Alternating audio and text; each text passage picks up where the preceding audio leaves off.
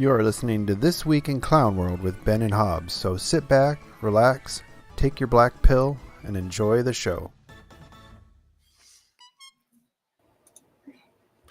Well, good evening, everybody, to another episode of This Week in Clown World with Ben and Hobbs. He's Hobbs, I'm Ben, you're in Clown World, and boy, howdy, is there an awful lot going on in the wide world of sports.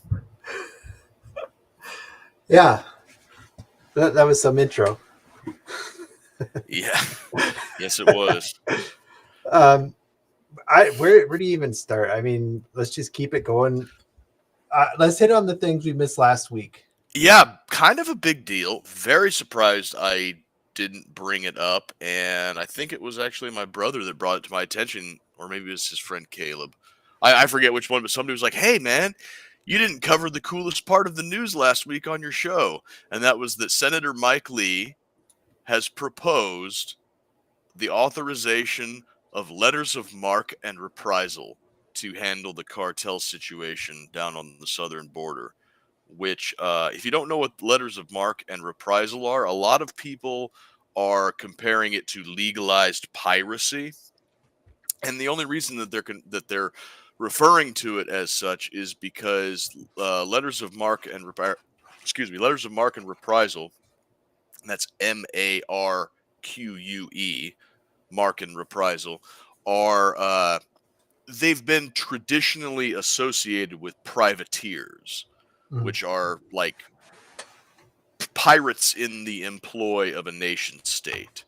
And they are associated with piracy and the ocean because when they were at the height of their use, everything was shipped by boat. And so issuing letters of marque was the most efficiently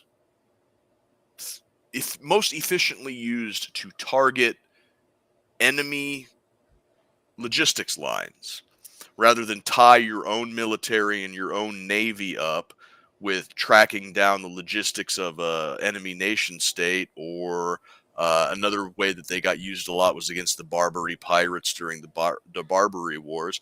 You could instead issue a letter of marque and reprisal, and what that entails is that this person, this group, this nation state, whatever, its assets are free game for you to attack and plunder.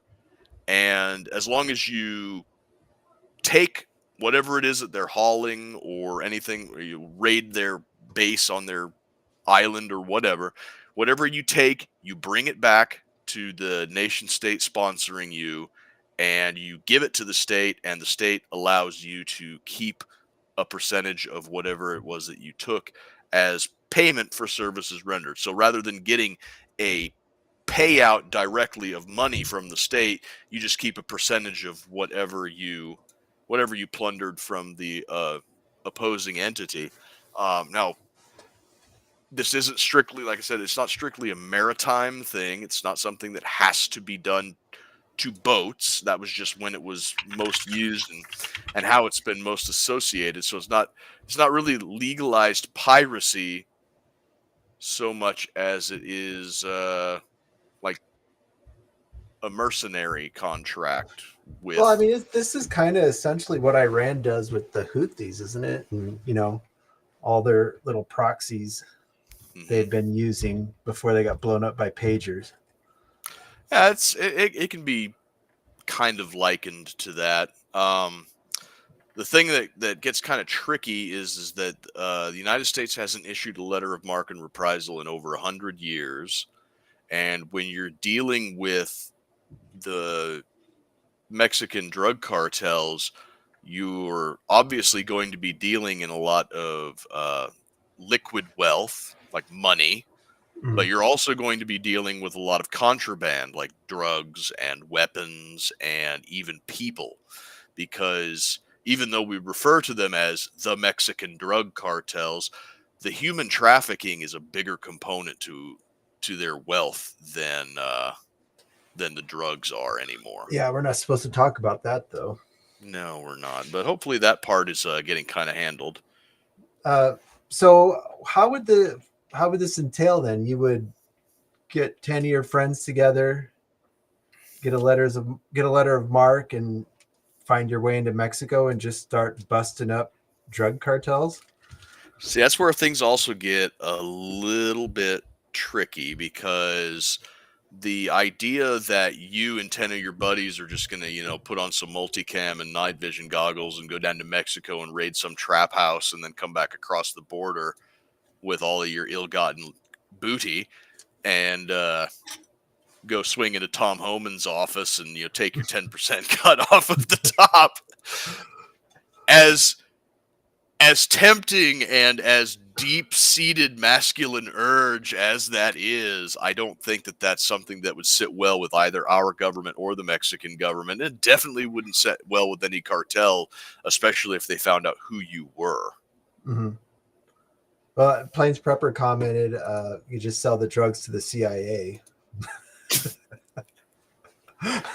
Yeah, that then they'll go and like dump it off in some inner city somewhere.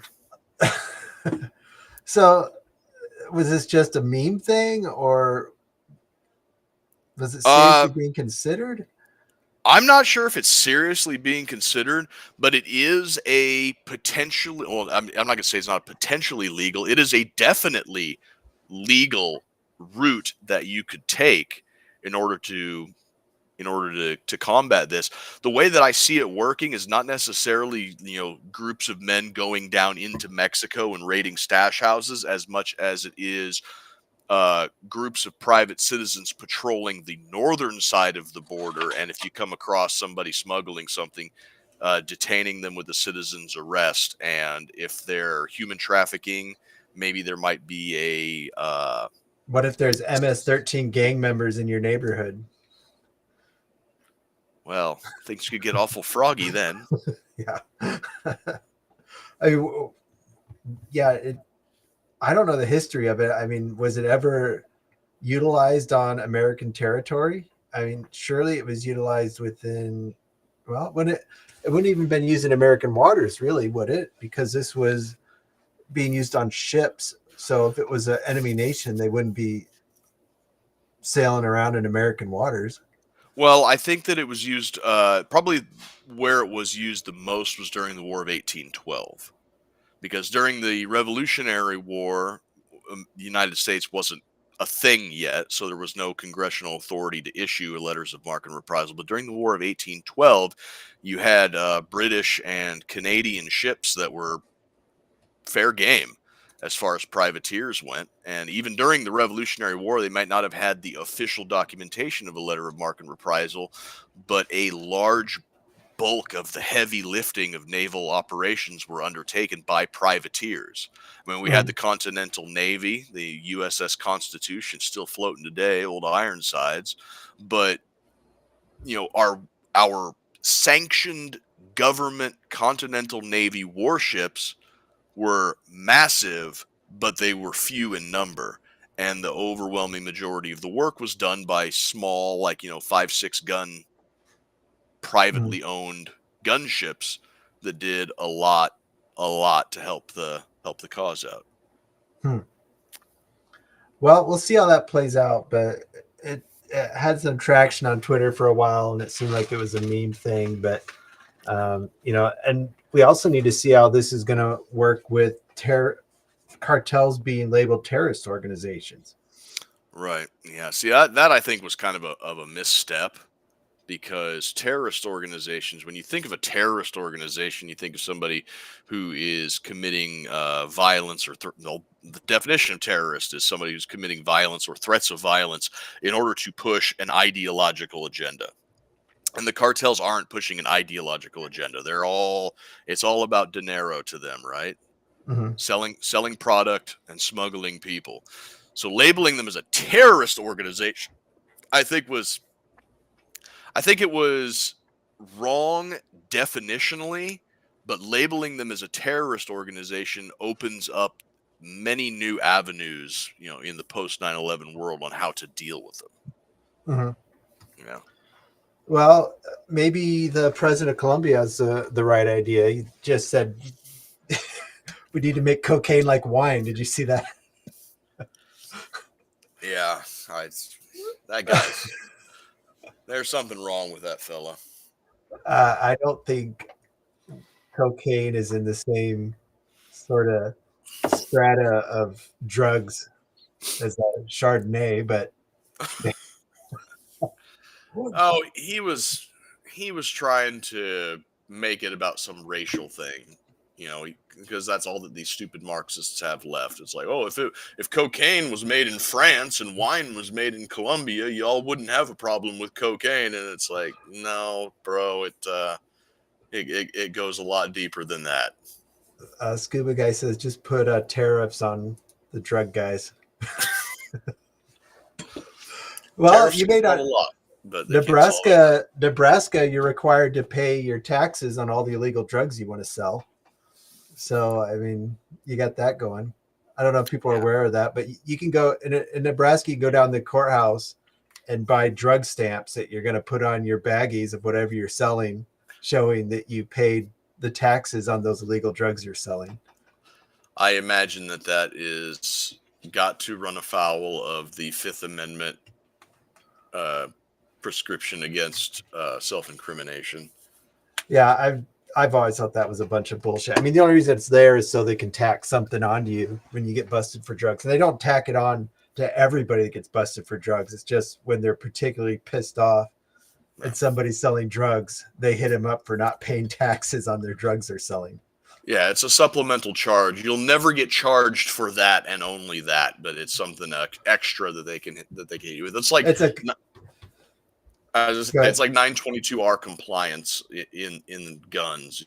Like nobody ever has been charged with a 922R compliance issue unless they're being charged with like possession of an illegal gun. That's like, oh well, there's fewer than 7 pieces made in the United States. That's a 922R compliant. That's 2 extra years.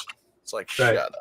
Fucking I should find a picture of that drug tax stamp. I mean, it looks cool. It's a skull and crossbones, and the bones behind the skull. One is a reefer and one's a needle. I imagine that this is kind of like just a old school shit post, like the Nebraska Admiralty. Here, I got it right here. I'll throw it up so people can see in Nebraska. There you go. Drug tax paid $50. R.I.P. Yeah, that makes me think that this is a shit post even more. You know about the Nebraska Admiralty, right? Yeah. Yeah. Right.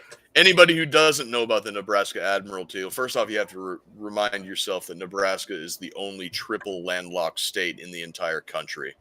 We've got at least 3 other states and 1 Canadian province in any direction that you go from Nebraska before you get to an ocean. So the concept of a Nebraska Admiralty on its face is absurd. And it's a joke.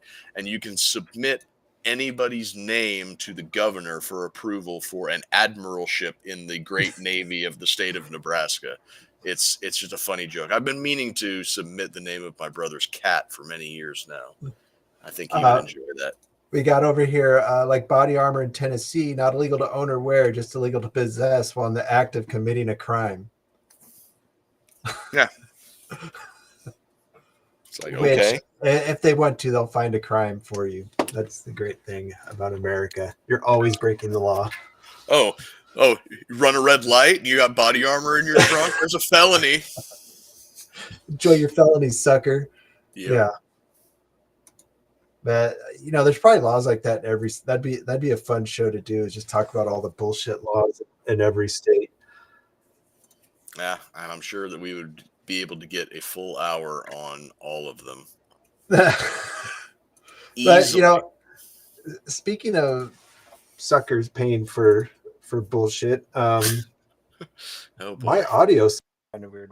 I wish somebody would have said something. That should sound better now.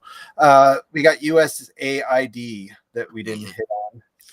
Yeah, because last week the USAID implosion wasn't a thing yet. That happened like Monday morning, and the deep state is pooping their pants over it.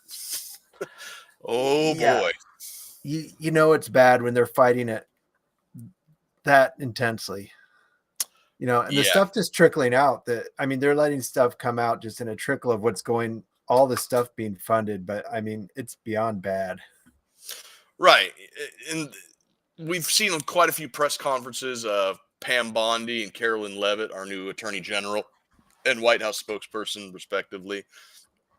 Several members of Congress with just these long, long, long lists of frivolous, stupid shit that USAID is allegedly funding. And I hear some of these things, and I have to think to myself that these things, they can't be real.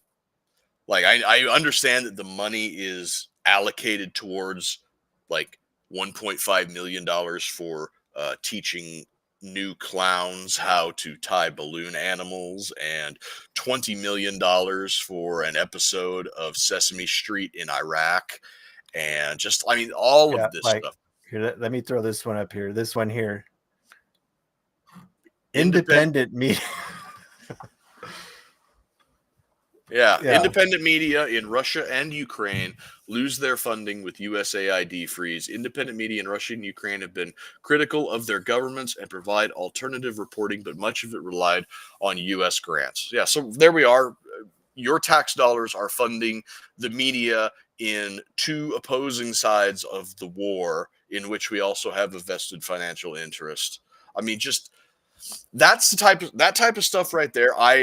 I can believe existed. And during the last administration, especially, some of the crazy LGBT shit that we were allegedly funding, I can also imagine existed. But things like the clown college one and shrimp on treadmills and just the wacky off the wall stuff, I imagine is some staffer wants to grift $1.5 million off of the government, and then him and his buddies are sitting around smoking a doobie going like, okay, but what do we put on the spreadsheet, man? He passes off, he's like, okay, what if we put clown college, $1.5 million for clown college? And then they yuck it up with each other because prior to last week, nobody's going to check the spreadsheet.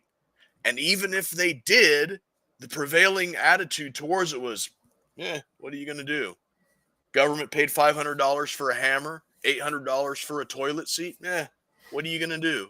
You know that it's being skimmed off the top and going to some black budget for some heinous shit that's being done in your name. But what are you going to do?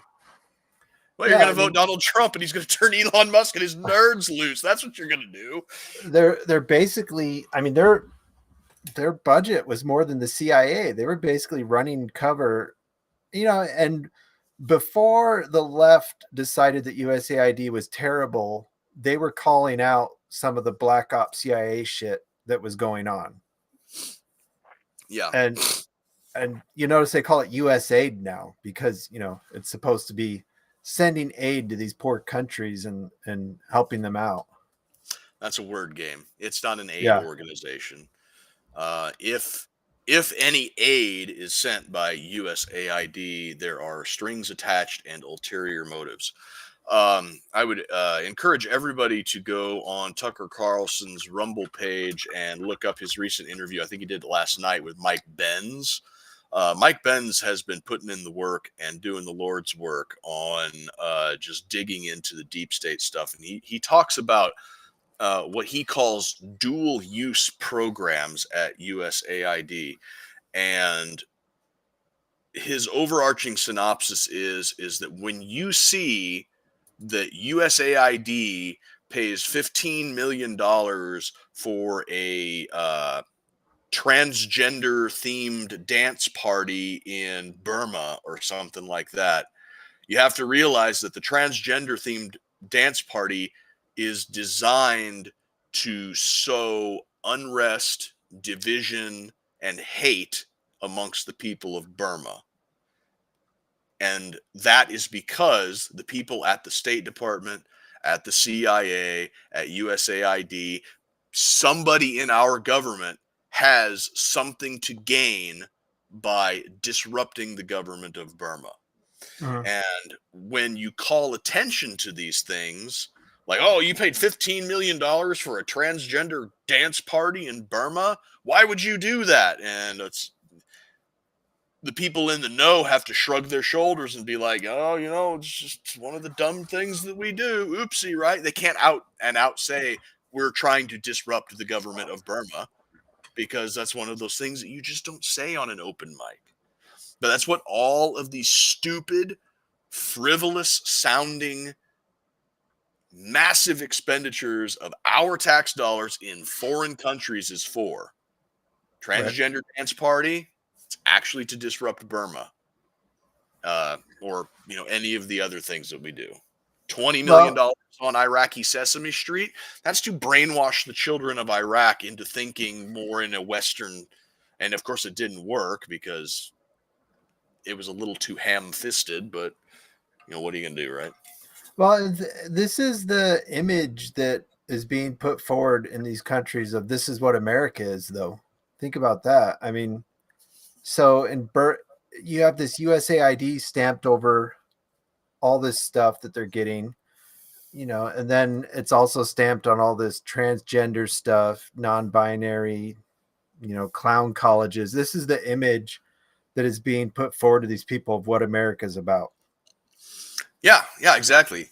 And then when you take into account the domestic spending that they've been doing, subsidizing just about every single news organization in America, to the point where some of them, Politico is the most notable one, but Politico was so dependent on these government shadow subsidies that they couldn't make payroll last week, and they chalked it up to a computer error or whatever. And then out of nowhere, the Doge people are like, no, actually it's because you were getting $8 million in direct funding from USAID and upwards of $34.4 million in shadow subsidies, which were different agencies of the US government paying for Politico Pro subscriptions, which are like $10,000 a year. So totaling over $34 million of US government tax money to go to Politico. And you start to wonder why all of the news sounds the same.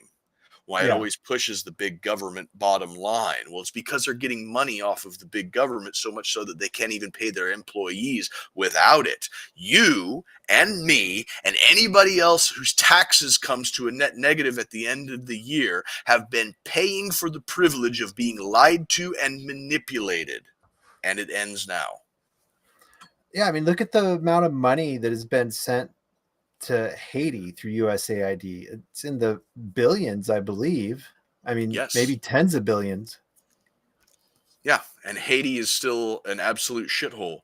And of course, $84 million of that, there's like $1.5 billion that's been sent to Haiti over the past couple of years, was just skimmed off the top by the Clinton Foundation.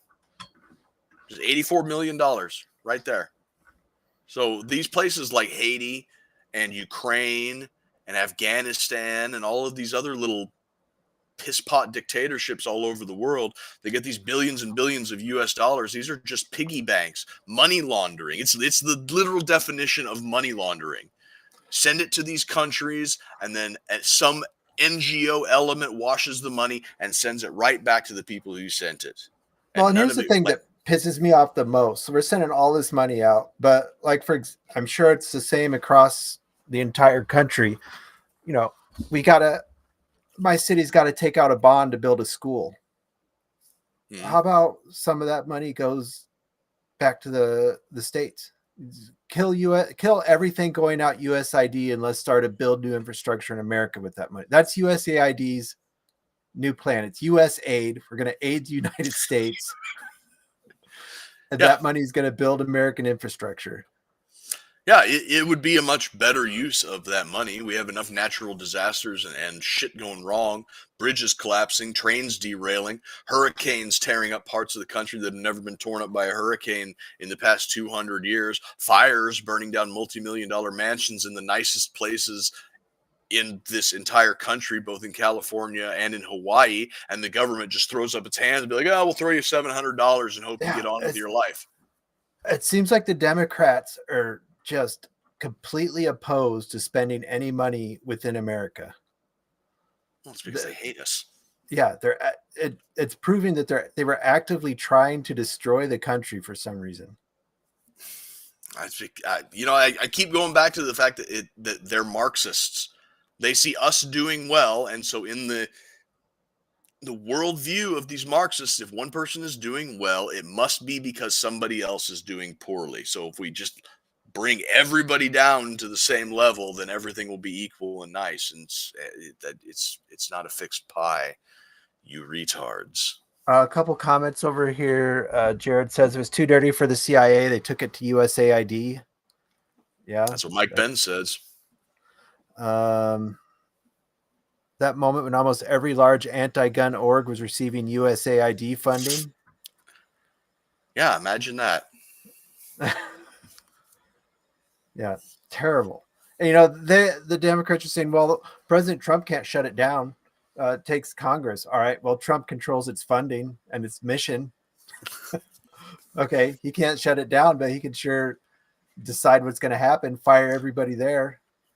Well, the problem with USAID is it was started in the '60s by an executive order. Kennedy started it up with good intentions, and it's just morphed into this black budget slush fund for the CIA. You said its budget is bigger than the CIA, but the CIA is the one who's pulling all the strings. It's like Tim Hortons owning Burger King. Yeah. It's just like a little bit of a workaround.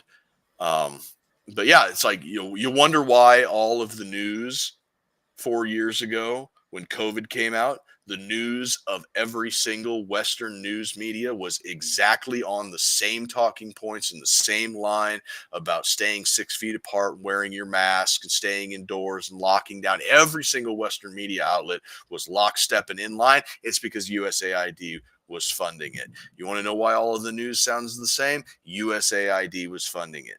You want to know why several or just about every single country in the world has large scale elements that hate the United States?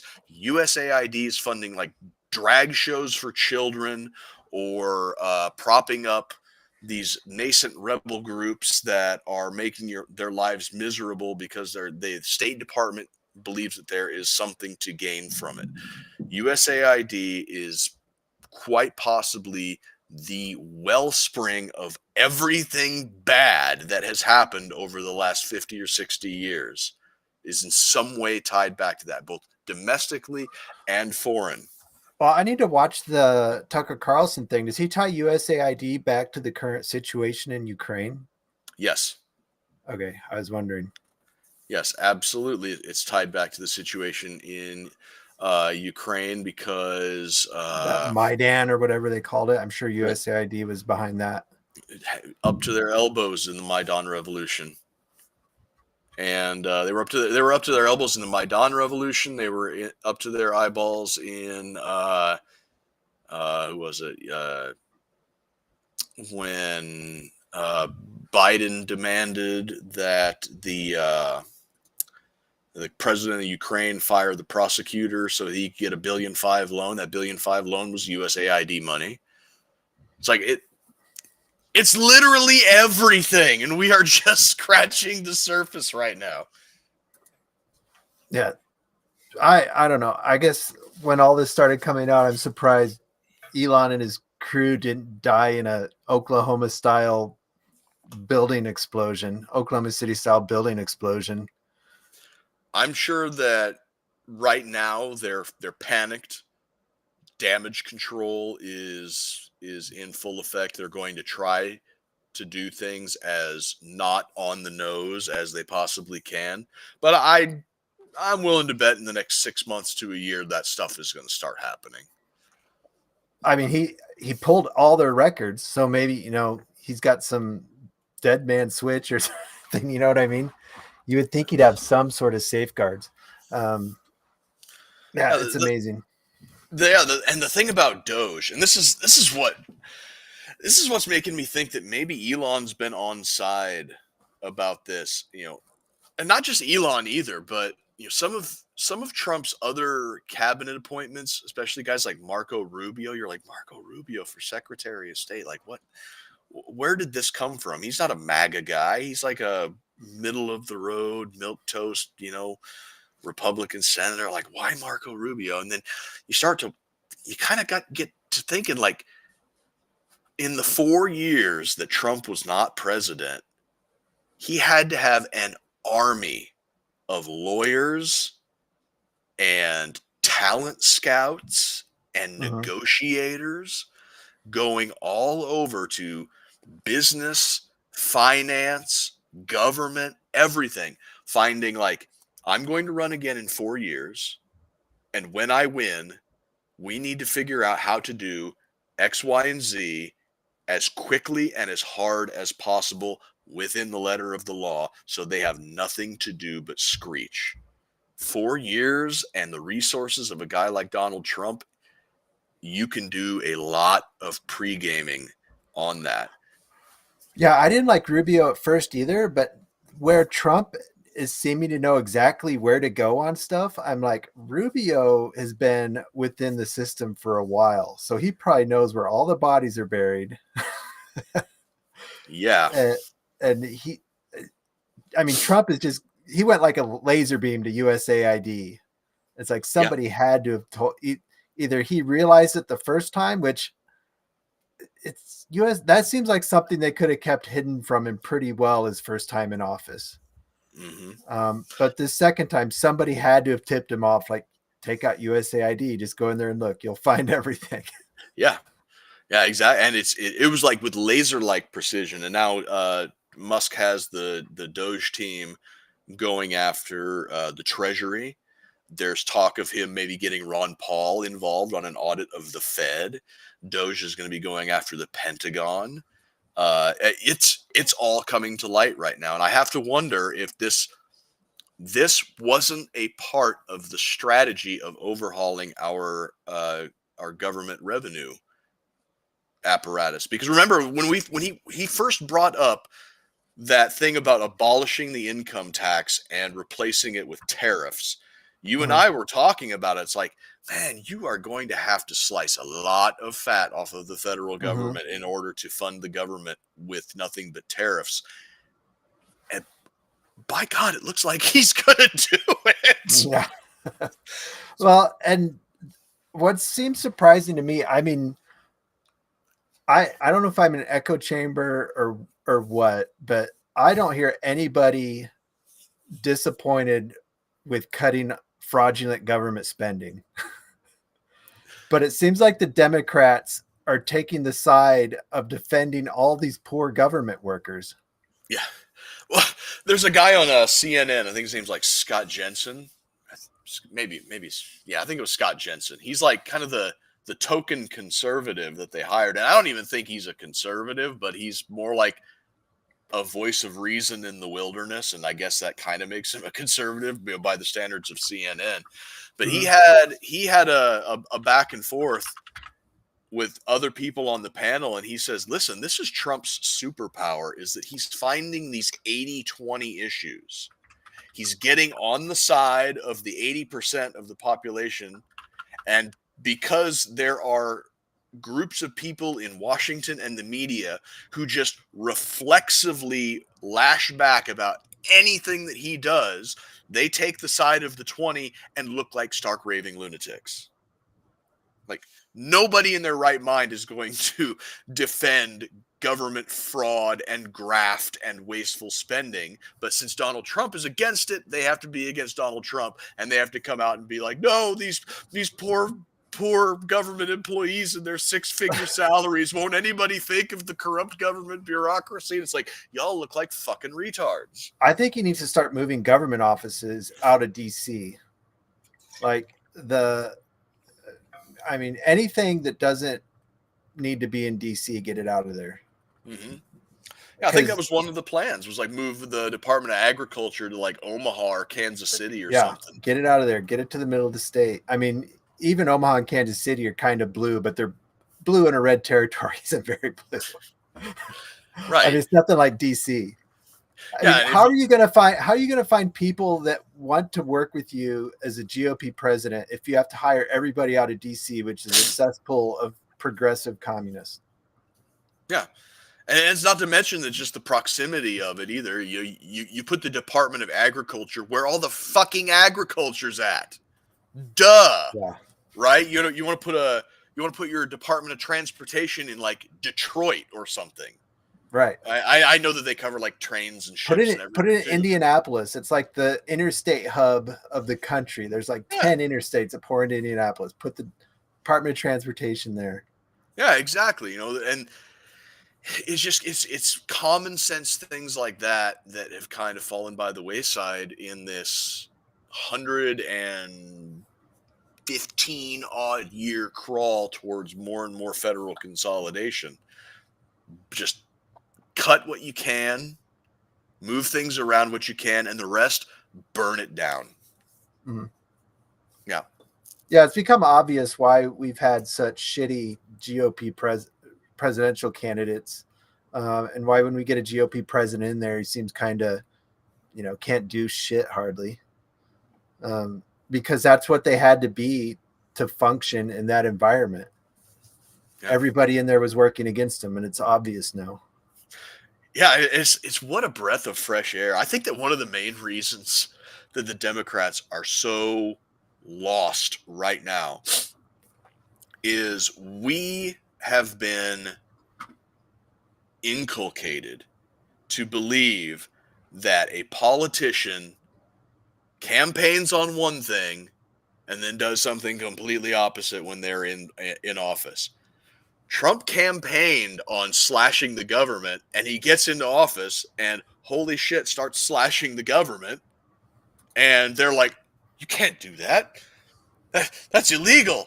It's like, actually, no, it's not illegal. And I had 4 years to prepare for this because I know how everything works.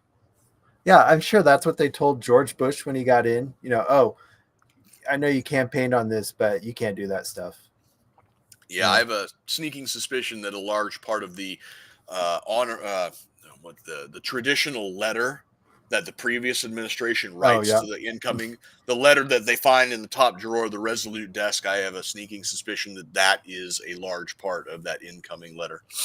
Part of why I think that he's been doing the prep on how this was going to go down is, one, the speed and the efficiency with which everything has been going. But I learned the other day that the Doge, how everybody's like talking about how the president doesn't have the authority to spin up a new department. This is all just AstroTurf. It's all fake. Elon Musk isn't an actual employee. Just, all the complaint. This isn't legal, blah, blah, blah. You're going to love this because this is peak irony. Doge is not the Department of Government Efficiency. There was already a department that was spun up by the Obama administration in 2014 called the United States Digital Services. And it was a department that was set up with the express purpose of streamlining software for government purposes. Because remember, the Obamacare website was a giant steaming pile of shit. Nobody could access it. Nobody could work on it, because you had all of these different vendors were coming in and their software was clashing with each other and they couldn't get it to work. So they spun up the United States Digital Services in order to streamline and make it so that bureaucratic software could all communicate with each other. Well, Trump comes in and simply renames it to the United States Doge Services. Well, and if they're checking software and happen to stumble across a bunch of fraud going on, that's just a bonus. Exactly. He hired Elon Musk at a salary of $0 to head up the United States Digital Services and just turned him loose. And yeah, that's another thing that you really have to put a fine point on it, is that Elon Musk is doing this for free. Yeah, and the thing about Elon, people always say, well, Elon didn't actually invent any of his stuff. He just surrounded himself with people that knew how to do it. And obviously he's doing that right here again. He found the brightest nerds to pour through government code that's probably 60 years old, and it's on in COBOL and whatever old abandoned languages those run on. Punch cards. And he's getting the information out of it. I mean, these guys, one of them was like graduated with a master's at like 16 or some shit. I mean, these are peak level nerds that operate at a different frequency. Yeah, they're at a completely different wavelength from your normal person. So this is the caliber of whiz kid that he's got working on this. One of these kids is actually from Omaha. Mm-hmm. He developed an algorithm that monitored CT scans of charred, carbonized scrolls that were dug up in Herculaneum that were buried by the eruption of Mount Vesuvius. Mm-hmm. So volcano, Mount Vesuvius, blows up, buries Herculaneum. 2,000 years later, we dig up these chunks of what are basically charcoal, and they're too fragile to handle. Nobody knows what's on these scrolls. So some professor somewhere did like a full spectrum CT scan of these scrolls and emailed out the information to various universities, and had like I don't remember how much money it was or what the prize was, but he's like, first person who could find a way to read one of these scrolls gets whatever. Mm-hmm. And this kid from Nebraska developed an algorithm to pick apart these CT scans, and somehow now they're mostly legible. He did this for fun. Yeah. This is the caliber of person that Elon's got working on the federal everything right now. We had some comments over here about the all I can do is get the outdoor, don't quit. Elon is doing this at a huge detriment to himself financially. Yeah, you kind of had to have somebody like, talk about things intersecting perfectly. I mean, you kind of had to have somebody like Elon who didn't give a fuck what anybody thinks about him or would try to ruin financially to lead this up.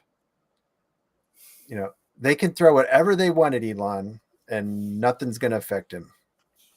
No, and they've already tried. They tried it with Trump. They're trying it with Elon. Yeah. One of the young dudes working on this Doge thing is just White Jacob. Now, one of them had some spicy content. Yeah. I understand he's been brought back, though, because it was decided boys will be boys. Boys will be boys, and the type of work that is being done at Doge requires big balls. Yeah.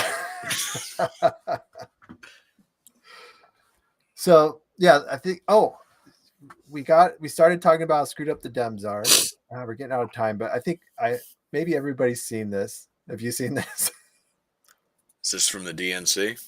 Yeah, this is why the DNC is in such trouble. Our 3 at-large vice chair positions are used to ensure gender balance among 7 offices: treasurer, secretary, national finance chair, and vice chair for civic engagement and voter participation, and the 3 at-large vice chairs.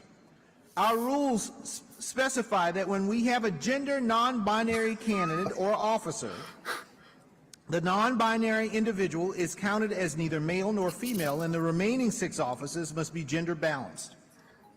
With the results of the previous 4 elections, our elected officers are currently 2 male and 2 female.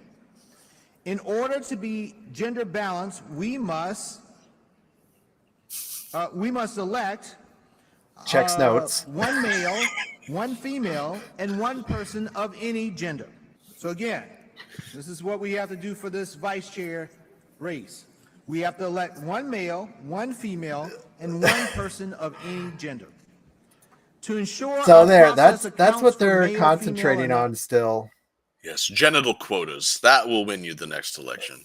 The topper was, I guess, the next day. I didn't see the video yet, but I read a comment about it. Somebody from the audience brought up that they needed to have a transgender person of another race because the transgender person they ended up selecting was white, so they need to make room for a biracial transgender person at that point. What was it, 5 or 6 years ago? The Democratic Socialists of America had their convention, and it was much the same, and it was a laughing stock. And now this is the second major party in a two-party system in the United States. They have learned nothing, and far be it from me to interrupt your enemy while they're making a mistake. Yeah, Fetterman's been coming out, calling out how fucked up the party's getting. They've lost the playbook.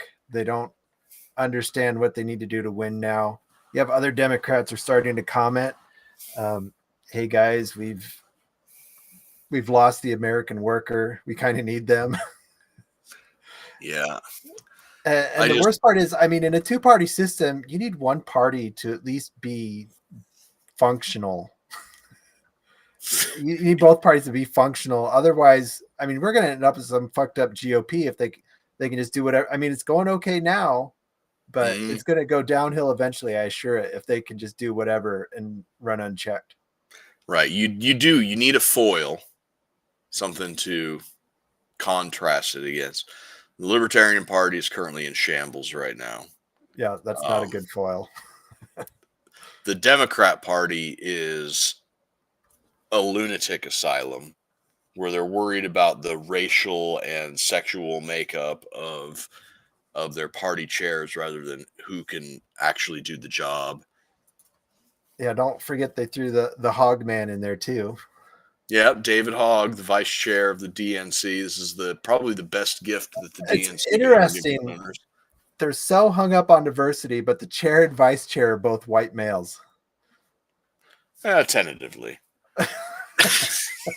Allegedly. How does that happen? I mean, just the irony of it. All this talk about diversity, this and that, and they end up with two white males at the top of their party. It's just one of those things that happen. And, and there's people saying that, with USAID getting beheaded, that the Democrat Party is just kind of stumbling around trying to figure out, the leadership puppets, the strings have been cut. And they're just kind of lost trying to figure out what to do now. Well, without USAID propping up the big government federalized solutions, the big government federalized solution party is going to have to run on the merits of those arguments, and they are going to quickly discover that nobody in America actually wants what they're selling. Mm-hmm. And I hate to swing it back into pop culture a little bit, but it's exactly the same as is going on in the movie and the television industry right now, where they were shoveling out crap and they were being propped up by things like BlackRock and Vanguard. And once all of that money dries up and disappears, they're going to have to get good again or go under. Yeah. Somebody commented with the Libertarian Party as Raptor. Democrat and Libertarian parties in shambles. You'd like to take this time to announce a battle rifle party. Sounds like a good time. And then Jared said males at the top there. Yes, allegedly. Allegedly. The battle rifle party, we could hit on our last topic of the night there. Machine guns are legal now, I guess. Or or are they? Are they? It's looking like things might be heading in that direction. There have been 2 upper court cases that still, obviously, they're going to be against appeal.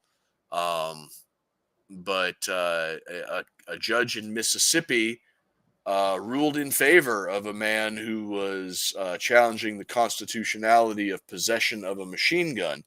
And the judge's verdict on it was, at the same time, it seemed like it was on shaky legs, and it was also pretty ironclad. And I don't really know how to explain it more than that, but the justification of that the government uses to ban the possession of post 86 machine guns is that machine guns are especially dangerous and unusual.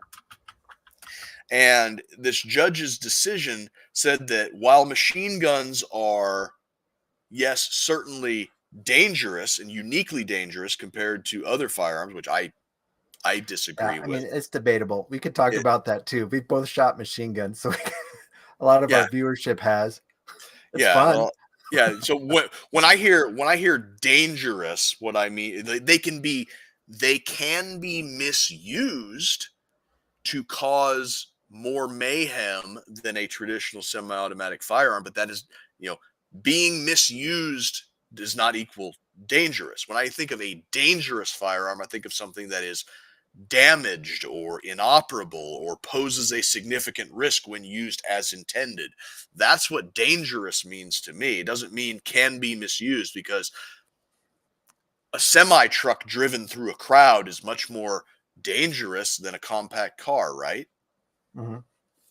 It causes more mayhem, but it's not more inherently dangerous. So, but the other part of that was unusual. And the judge said that the machine gun ban, in order to be upheld as constitutional, machine guns had to satisfy both of those clauses, be particularly dangerous and unusual. And judging by the NFA registrations, there are around 740,000 civilian owned registered machine guns in the United States, 750,000.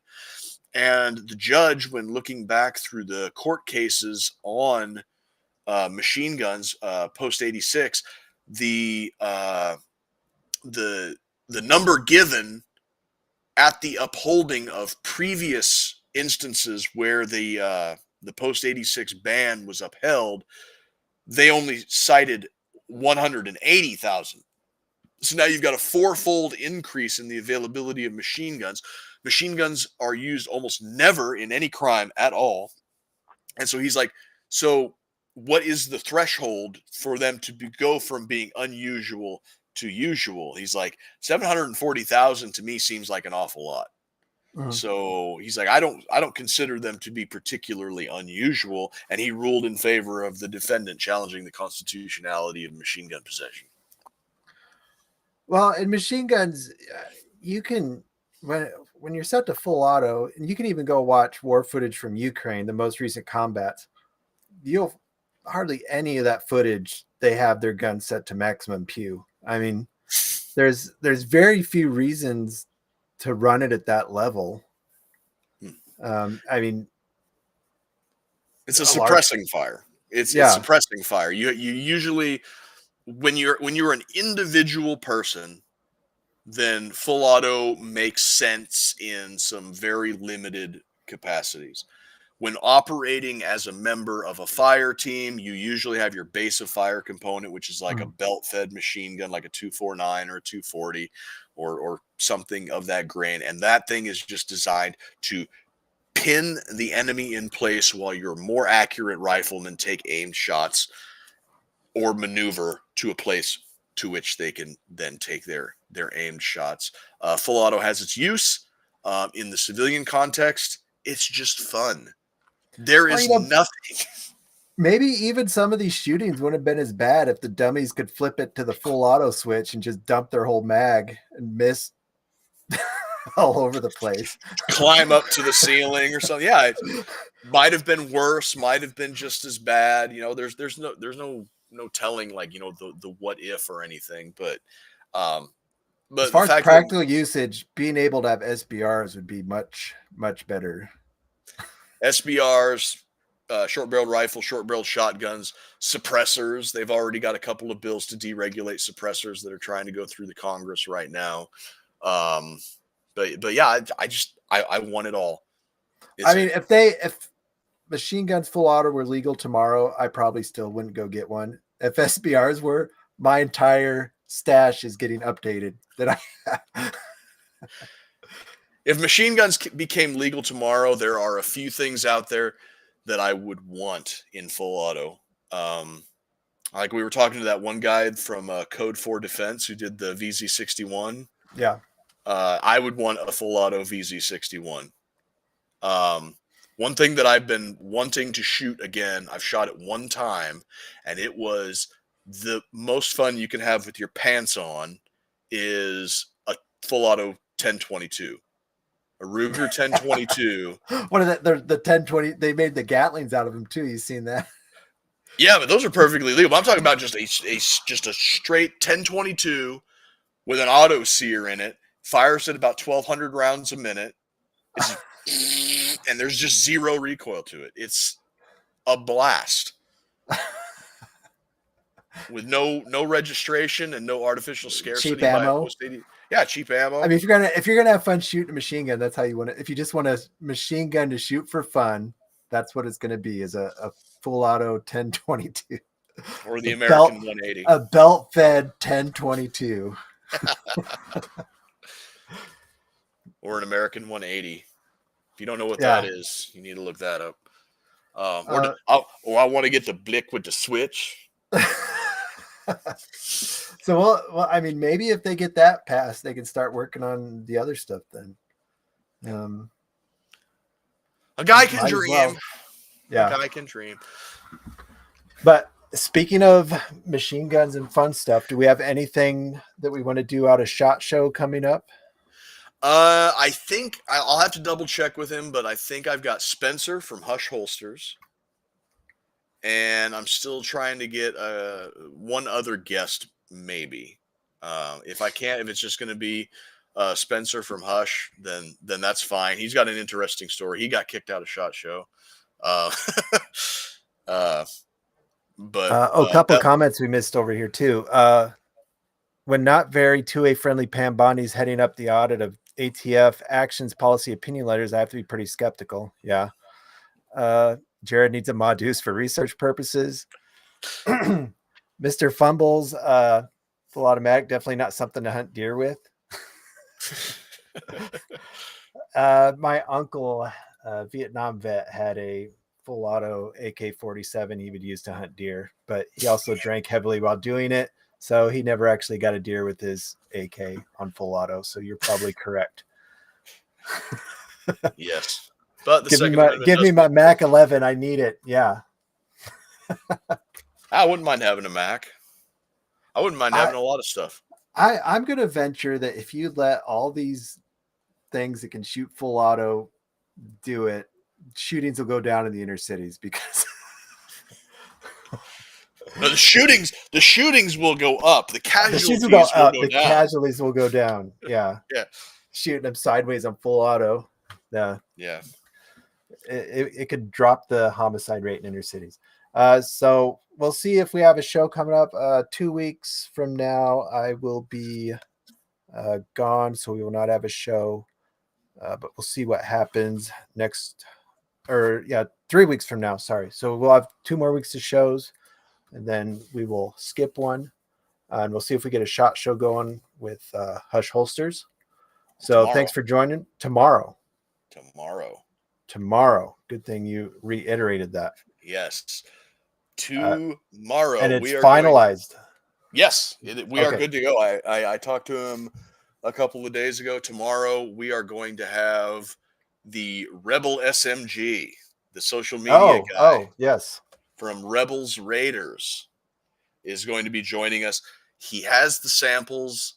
His sale of all of his gear that he's managed to get is going live on rebelsraiders.com on February 26th. But he's going to sit down with us tomorrow and go over the details of the stuff he's got. And that's the same time? Tomorrow at 9. If you've never seen this guy's lives or saw him last time he was on our show, watch it. It's a trip. Yep. He's a fun and interesting guy. His social media posts, not be bored. No, his social media posts are a gem of the internet, and you can go over to his YouTube channel where he's got 4 videos uploaded right now of the Vicarian plate carrier, the Apothecary medical satchel, the Phoenix day pack, and the Gizmo Glider 2-point sling that are going to be the initial offerings from Rebels Raiders.